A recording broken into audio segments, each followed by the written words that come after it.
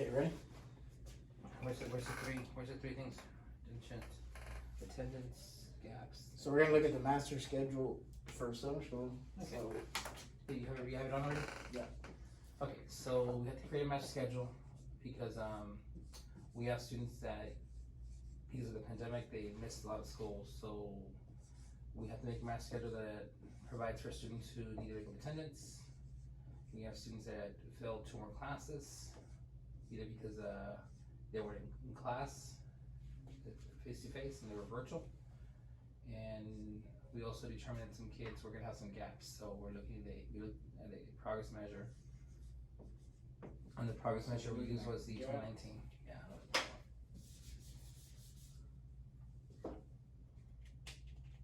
So we'll look at the gaps, the attendance. So that was already run by the district. So the gaps were run by the district. They used the 2019 STAR test. And so the things they used were like, they met approaches, meets or masters. And those students were put on the list. And then we looked at the attendance. Students who had more than, I believe it was more than 50 unexcused absences.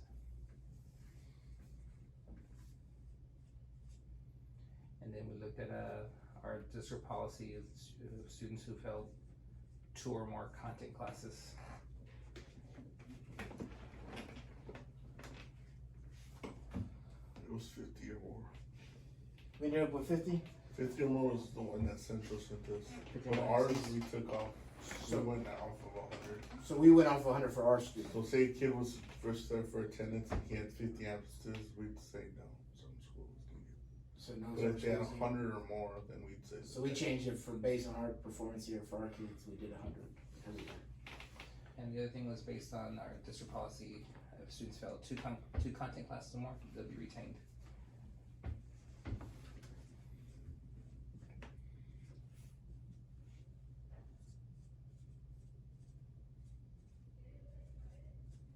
And then we also looked at students who failed 1 content class, and if their average is below 70 on all the classes taken, then those had to come to summer school.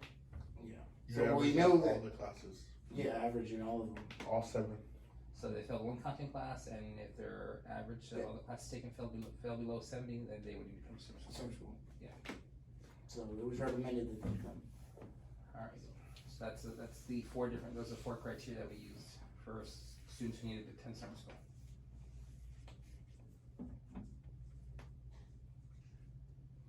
Your board writing is hopeful, Sven. All right. All right. So the constraints that we have is that we need to create a master schedule that starts. Instructional time starts at 8 o'clock to 1:30. So we know that kids are gonna have to get here between 6:45. Well, the busing starts at 6:45, and I believe the drop-off time for the final bus should be about 7:15. 7:15. When they get here, we put them in the cafeteria or gyms, Courtyard courtyards. and the two gyms. Well, let me go back a little bit. So let's talk about the teachers. So the teachers come in at 7:30, and they end at 1:30. Okay, so we've got teacher.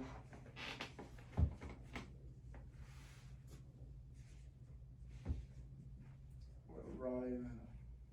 That means they're on duty. They're ready to go. They pick up kids, but we'll talk more about that in a minute. So we're gonna get them there right at 7:30. So their instruction days from 7:30 to 1:30. 7:30 to 1:30. Yes. So then we have to think about duty. Who's gonna be on duty in the morning? So in the morning between the first bus that arrives about 6:45 and 7:30, that's gonna be an administrator, the JCM, and then an officer and a JCM. The 2 JCMs, and then we'll have the officers over there. Well, I think we can put the 2 JCMs in the gym, one in the practice gym, one in the competition gym, and then an administrator and a police officer on site. Okay. Because teachers don't come on contract till, well, Well, they're not on until the 7:30. instructional time. The So instructional time. put duty on there. So we're looking at Mm-hmm. duty now. So in this master schedule, we're not gonna give teachers duty, only because they're gonna be doing some other things. So the AM duty, we're looking at GCMs, JCMs plus admin, admin. and officer.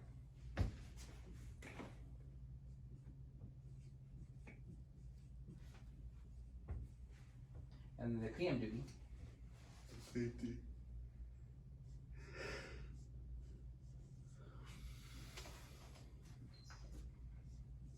I think we're gonna start the PM duty, we're gonna release a little early. So we can start taking them to move the buses since they gotta go to all the other campuses. We gotta do 115. Right. So we And do. that means teachers are walking out with them to the courtyard. And then Teachers escort them to the buses.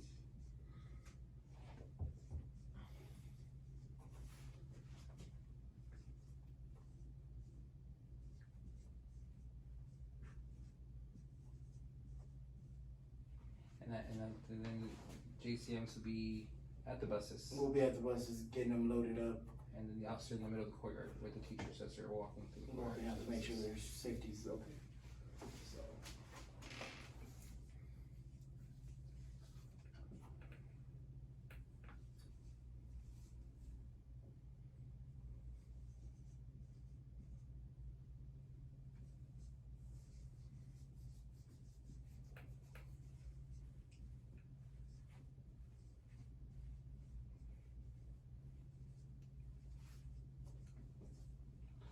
JCM by the bus, and then we're gonna have the officer in the courtyard. Alright, so your duty, morning duty, I'll be here at 6:45 till, so morning duty is from 6:45 till 7:30. Okay, so we're gonna do 6:45 to 7:30. And then the afternoon duty for JCMs and And admin will be So it'll be from, 1:15. to about to about 1:40ish. It's about 1:40, yeah. That covers that. That'll cover at least our duty spots for this area. Now with the content, or looking at the instructional master schedule, Alright, so one of the things we got from the district is list of the kids that they determined would need, were coming for progress measure. I mean, there's gaps in their math and their reading. reading. So that's what the math schedule is gonna be constantly about based on the gaps. We're looking at students coming for attendance, we're looking at students coming for failing 2 or more content areas. But the only 2 content areas we're offering are ELAR and reading. So we're only gonna look at, so We're only offering ELAR and reading.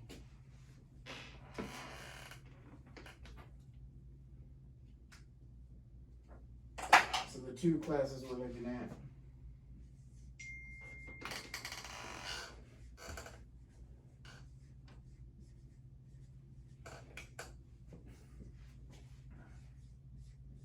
So it'll be the ELR plus math. Right. So based on this, it doesn't matter if we're looking at the kids' progress measure, if we're looking at their grades or attendance. Obviously, attendance 100 more, they're coming. Or if But- there's 2 or more content areas in it. whether So it's science or regardless, physics. 2 or more, whether they were in math or reading, they're still coming. Yes, they're still coming. Okay. And they'll be taking these 2 content areas. Now, according to the numbers, there's about 456 students who need to attend. So.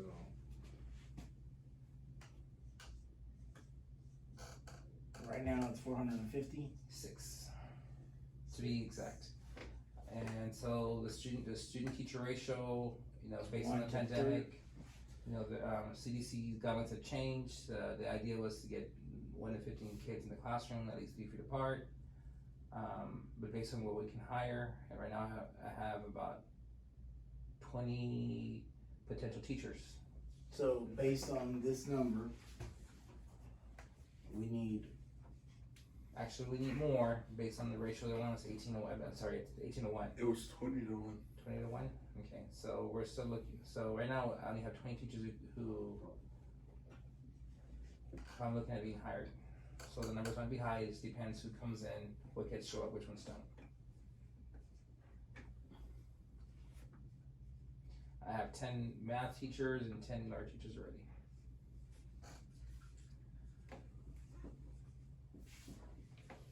So we got 10 math teachers, And we're 10 short 2 ELAR. teachers. And we need, after we look at the numbers, that we were short 2 teachers. 2 teachers. 2 teachers is what we're short at. If all the kids were short.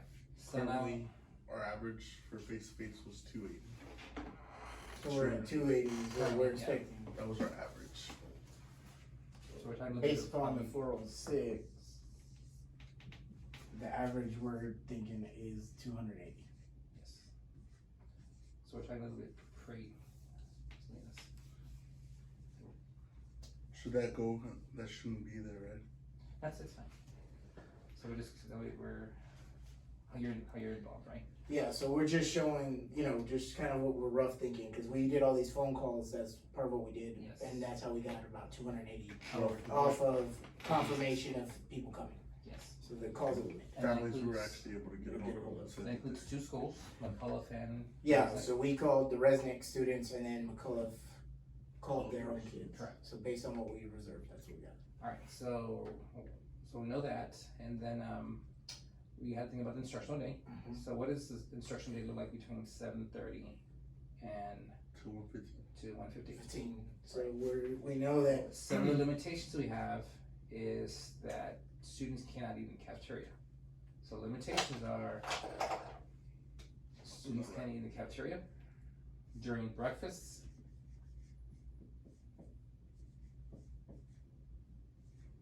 So what if we did breakfast or in the rooms then? Correct. That's a good idea. So no breakfast in the cafeteria, and that includes lunch. I know.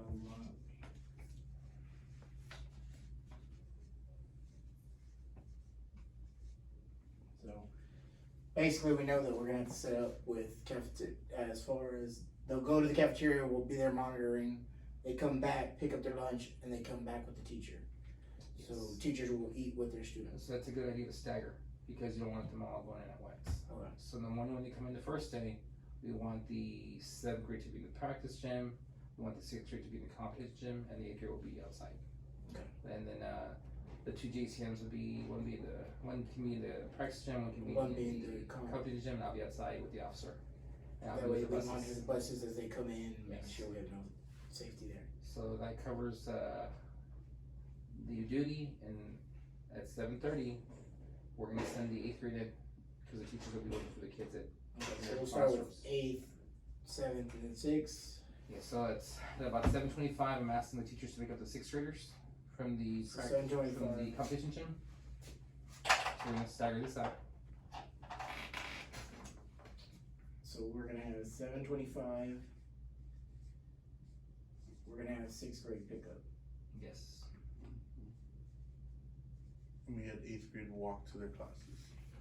And from there, when they pick up the 6th grade, they take them straight to the Cafeteria. cafeteria for a grab and go.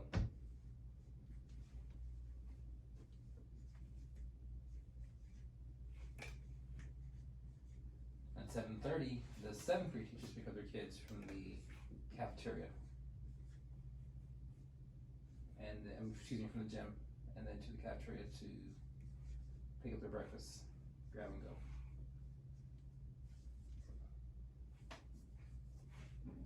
And then the 8th grade who has already reported to the classrooms at 7:30, Mhm. at 7:40ish, because about that time, the 6 and 7 should be out already. About Then they'll go 7:40ish, back. the 8th grade teachers start walking the 8th grade students from the classrooms to the cafeteria to pick up their lunch, their breakfast.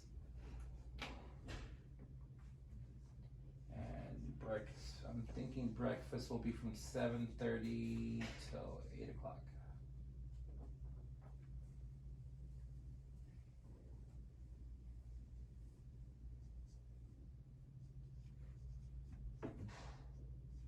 Alright, so let's go ahead and write that down on the left side, 7:30 to 8 o'clock, breakfast. So Upper left hand side, way upper left hand side, but yeah. That way you have a time, a schedule.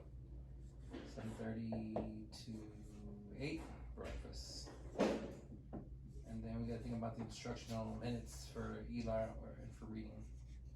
And then how we're gonna break the kids down between, I'm thinking about, we're gonna break them down into 2 groups, an A group and a B group. But let's take a break to think about this. okay.